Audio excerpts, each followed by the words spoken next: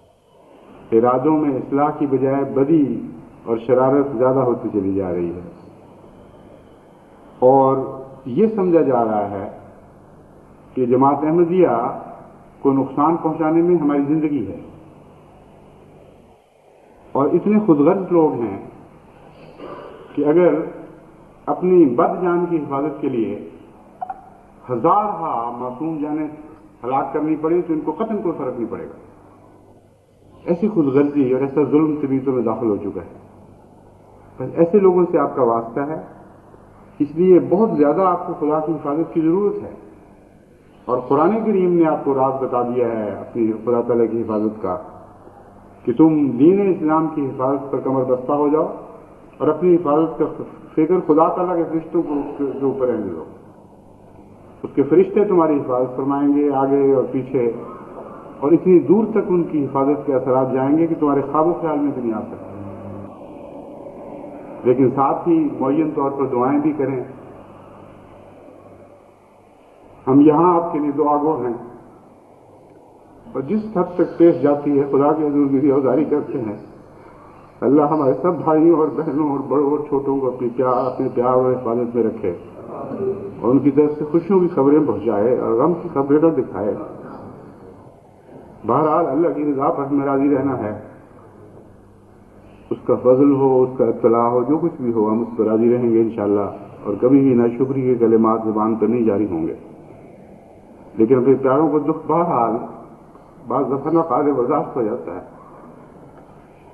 اس لیے ہم آپ کے لیے دعا گو ہیں، آپ ہمارے لیے دعا کرتے رہیں،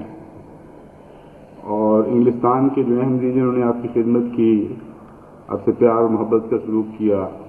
ان کو بھی دعا میں یاد رکھیں، اور یہ عہد کر کے جائیں کہ کسی قیمت پر ایک انچ بھی خدا کی دین کی حفاظت سے پیچھے نہیں ہٹنا، اسی میں آپ کی زندگی۔